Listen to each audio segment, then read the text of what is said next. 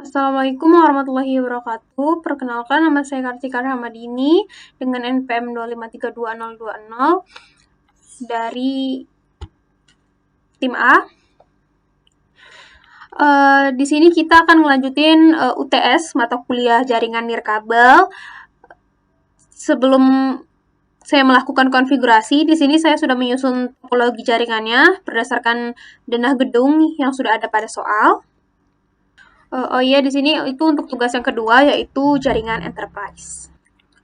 Oke, di sini di bagian paling atas ini itu adalah router enterprise. Fungsinya itu dia sebagai gateway jaringan. Kemudian di bawahnya ini itu core switch yang menghubungkan dari router ke core switch itu sebagai pusat untuk distribusi jaringan.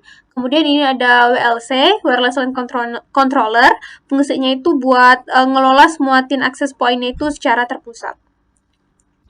Oke, di sini ada 3 lantai. Di lantai 1 ini ada satu switch yang buat ngehubungin 2 tin access point. Access point 1 itu untuk area lobby dan access point 2 itu untuk area meeting project. Kemudian di lantai 2 ada satu switch juga, itu buat ngehubungin access point 3 itu untuk open space kiri, kemudian access point 4 itu untuk open space kanan. Lantai 3 juga sama, ada satu switch yang ngehubungin AP5 itu ke server IT, kemudian di access point 6 itu untuk ruang direktur. Oke, kita akan lanjut untuk pemasangan kabelnya. Di sini kita pakai copper strap dari router. Kita pakai ini phaser 00 ke switchnya, phaser 01. Kemudian, oke, terus kita dari wirelessnya ini ke core switchnya. Kemudian ini lagi dari core switch itu ke switch untuk di lantai 1. Kemudian ambil lagi untuk ke access point lobby. Kemudian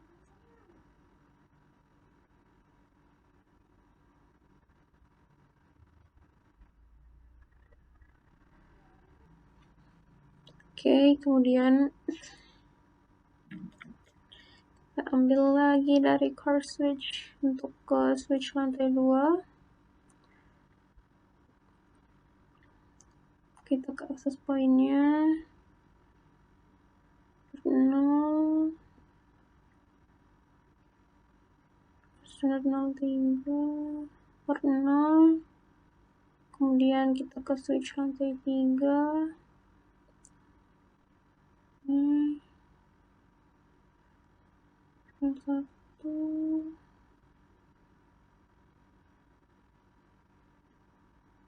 Port 0.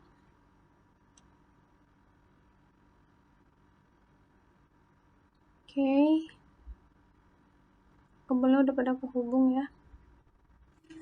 Oke, jadi ini semua kabelnya itu udah kehubung ya pakai copper strap. Terus kita bakalan ngelakuin konfigurasi router enterprise-nya ini jadi gateway utama jaringan. Kita klik router enterprise, kita pakai CLI, command line interface. Enter, oke. Sini kita udah masuk ya. Oke, di sini kita bakal langsung konfigurasi. Kita enable, kemudian configure terminal,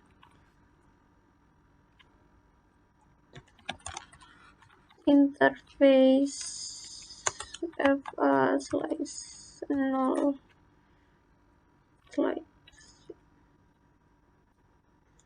FA0/0. Di sini saya aktifin interface Ethernet 0/0 di router enterprise supaya koneksi ke core switch itu bisa dipakai. terus no shutdown. Oke, exit and oke, sudah.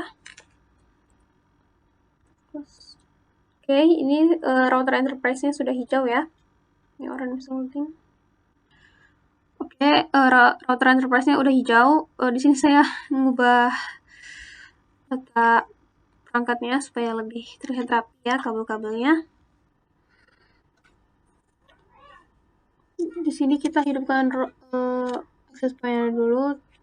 Tadi saya salah access point.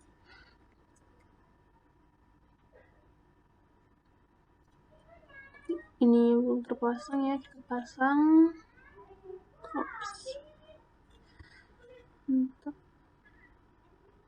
Oke. Lanjut buat ke 6 access point buat kayak gitu semua. Nah, ini. Oke.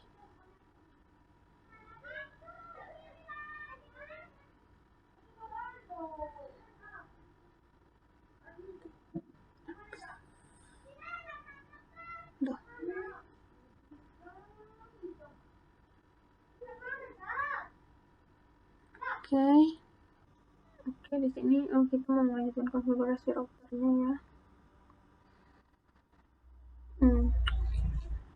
Kita buang IP address-nya tadi, IP address 2.168 11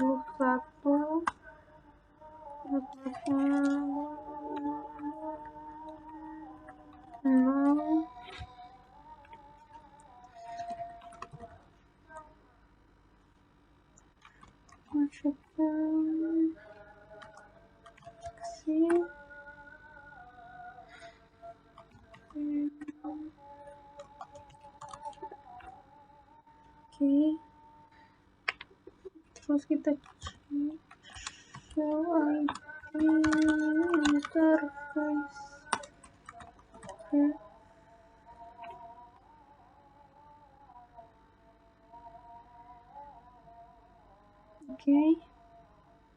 Kan interface-nya udah aktif ya, udah up, udah bisa buat komunikasi jaringan. Oke, kita buat konfigurasi ya di wireless LAN-nya. Ini IP address-nya kita isi 192.168.10.2. Kemudian subnet mask-nya udah auto.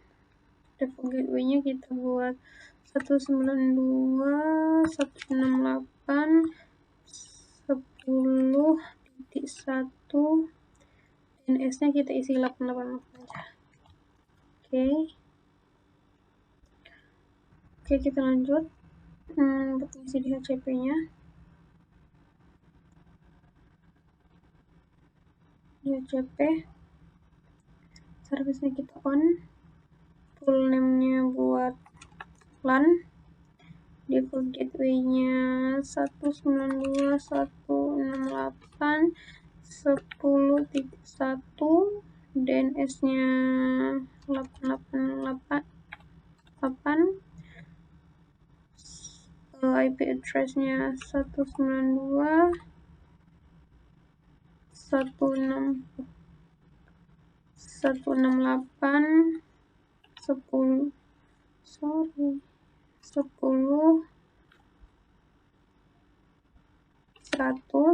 Subnet mask-nya 255. 0.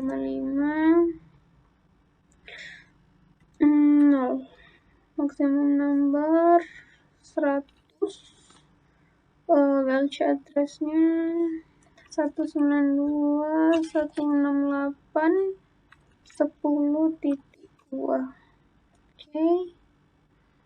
Ini ini tentukan kita add dulu. Sudah muncul, kemudian kita save. Sudah di save. Selanjutnya itu kita konfigurasi di wireless LAN controller-nya. kita bakal ngebuat SSID-nya di wireless LAN ini. Ini passwordnya juga berbeda-beda ya setiap SSID. Ini kita buat SSID yang pertama dulu. Asoy underscore call npm 25320, SSID-nya juga sama. Copy aja. Kemudian VLAN-nya dibiarin 0, authentication-nya itu buat jadi WPA to PSK. Nah, ini. Kemudian PSK parse ini kita buat jadi asoy 12345 saja. Terus encryption-nya itu udah ya, biarin aja ini AS. Kemudian central control itu buat local switching, local authentication. Oke, ini biarin aja. Udah buat itu kita save. Oke, sudah. Oke, kita buat lagi. Ini name-nya kita buat yang meeting.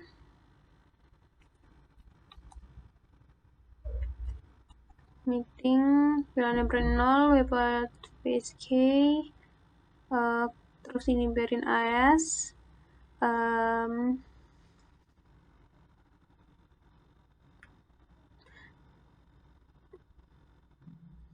Wait.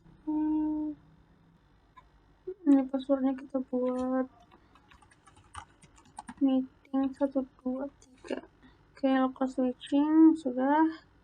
Kita save. Oke, udah di save. Buat new lagi. Kita buat lagi sampai meeting, project, direktur, sama yang terakhir tuh IT. Oke, kita buat. Oke, ini udah ya. Yang IT. Udah kita save juga. Oke, setelahnya kita bakal ngehubungin semua access point ke wireless LAN-nya ya. Kita isi alamat IP controllernya di kolom primary controller. Misalkan ini HP1. Config kita ke WLC. Nah, ini kita akan isi di sini di 6 access point-nya.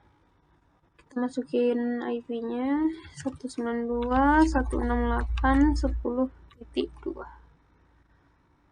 Copy aja deh. Oke. Lanjut yang AP2.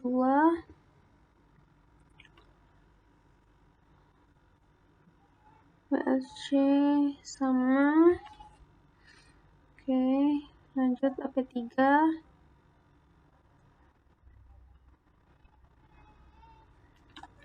Oke, AP4.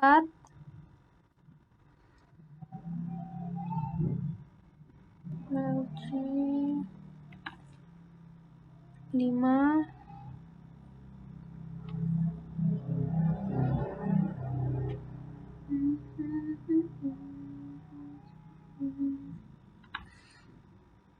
Ke-6.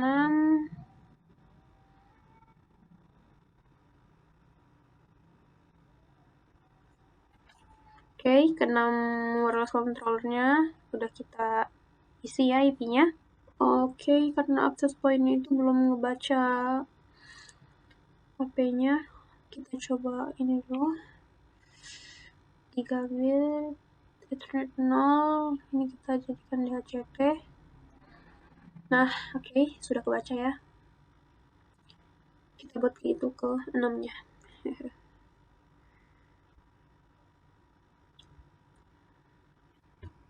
Ini kita rubah jadi ke DHCP. Oke. Ketiga.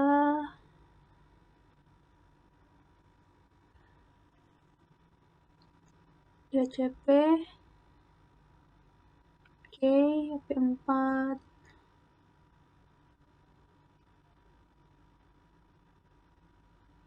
DHCP. Oke. AP5.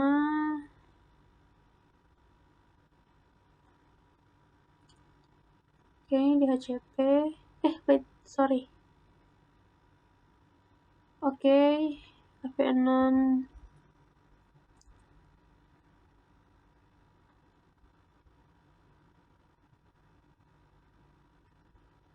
Di HCP. Oke, udah ya. Dia akan auto. Kita lihat lagi. Di PLC-nya. Di AP group. Oke, sudah kebaca. Sudah berhasil ya. Sudah muncul. Oke, jadi ini udah berhasil dan nunjukin kalau proses registrasi dari API-nya itu udah berhasil ya ke wireless LAN controller-nya. Ini software juga ada online semua. Oke. Di sini saya menambahkan 3 laptop klien masing-masing di lantai 1, lantai 2, lantai 3 masing-masing 1. Laptop ini buat kita nguji koneksi yang udah kita buat tadi, nguji konektivitas SSID yang udah kita buat tadi.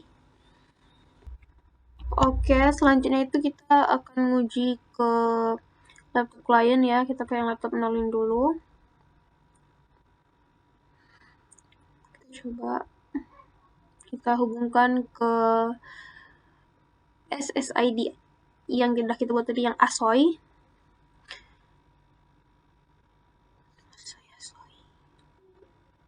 Artinya oke, kita hidupkan dulu sebentar.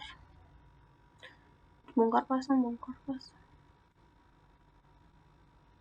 sebentar.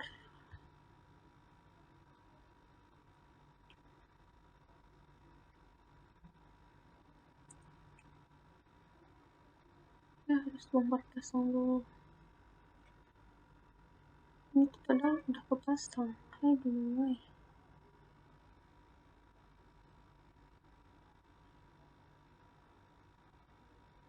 Oke. Desktop.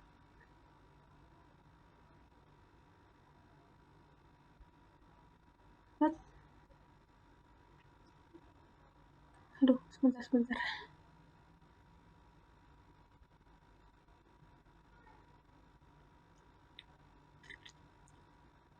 PC wireless.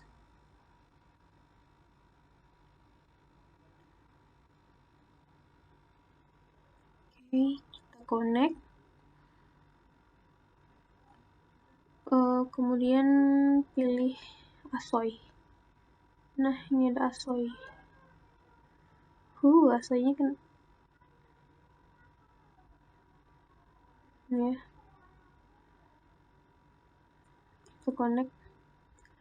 Tadi kita buat passwordnya itu ASOI 12345.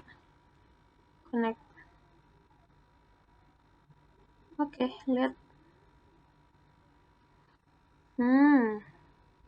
Direktur. Edit. Oke, kita mau lihat juga tes di command prompt-nya. Kita lihat dulu IP berapa yang didapat. Sebentar nih ya, 192.168.10.106. Kita tes command prompt. Ping 108.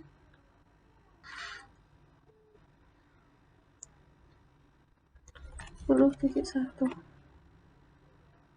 Oke. Sudah TTL. Oke. Kita buat sama di laptop meeting juga.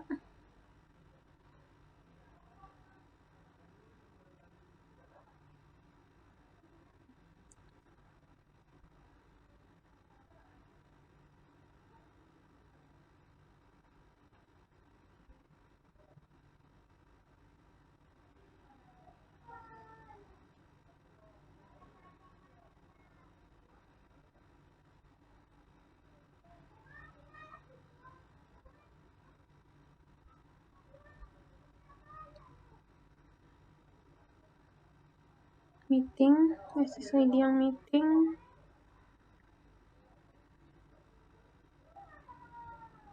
Ini connect, passwordnya 123. Oke.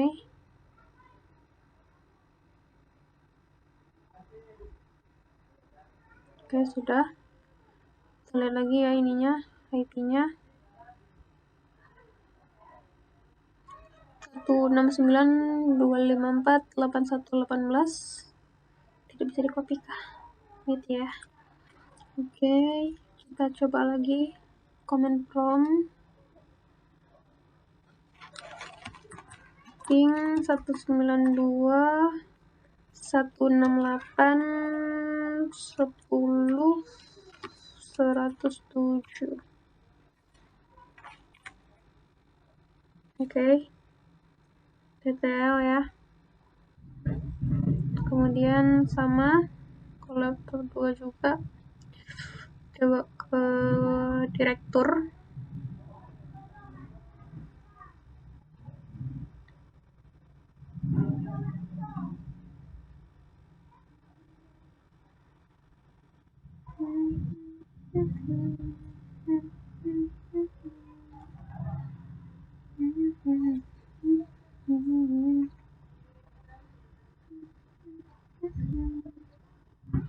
Connect direktur.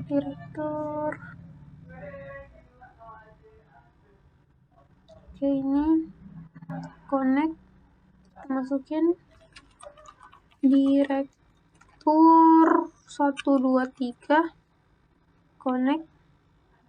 Oke.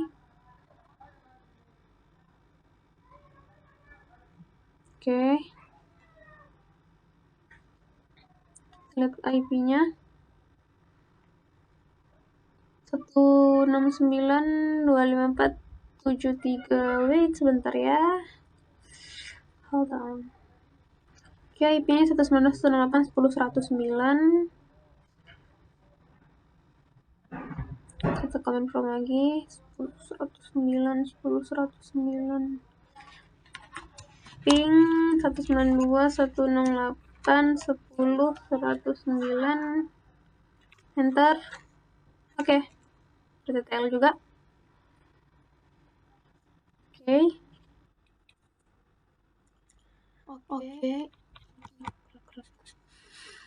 Di sini saya akan lakukan channel planning di setiap access point-nya di jaringan enterprise. Coba ini ya, satu. Dan ini. Oke. Jadi di sini tuh versi paket tracer yang saya gunakan itu access point 3702i-nya itu nggak nyediain pengaturan channelnya tuh manual. Yang tidak itu cuman port 1 sama coverage range-nya aja.